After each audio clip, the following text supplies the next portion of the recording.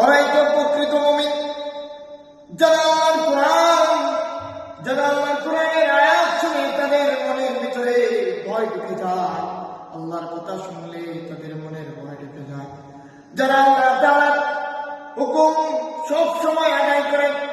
যারা আল্লাহ তাআলার হুকুম নামাজ কায়েম করে, যারা দান সদকা করে, যারা মানুষের উপরে জুলুম করে না, অত্যাচার করে না, যারা আল্লাহ তাআলার দেওয়ার মাল, আল্লাহ তাআলার দেওয়ার জান আল্লাহর রাস্তায় ব্যয় করে, আল্লাহ রাব্বুল আলামিন ডাক দিয়ে বললেন তারাই তো প্রকৃত মুমিন, যারা আমি তাদেরকে উপহার স্বরূপ যে ধন সম্পত্তি দান করেছিলাম, সেই ধন সম্পত্তি যদি আমার বান্দা যারা অসহায়, যারা গরিব অসহায় তাদের পিছনে দান করে, তারাই হচ্ছে প্রকৃত মুমিন। আর আমি ওই মুমিনদের জন্য আমি তাদের জন্য সুন্দর পুরস্কার রেখে দিলাম, তোমরা আমার প্রকৃত মুমিন বান্দা, তোমরা আমার কাছে ক্ষমা চাও, আমি তোমাদেরকে ক্ষমা করে দেব এবং তোমাদের জন্য উত্তম রিজিকের ফয়সালা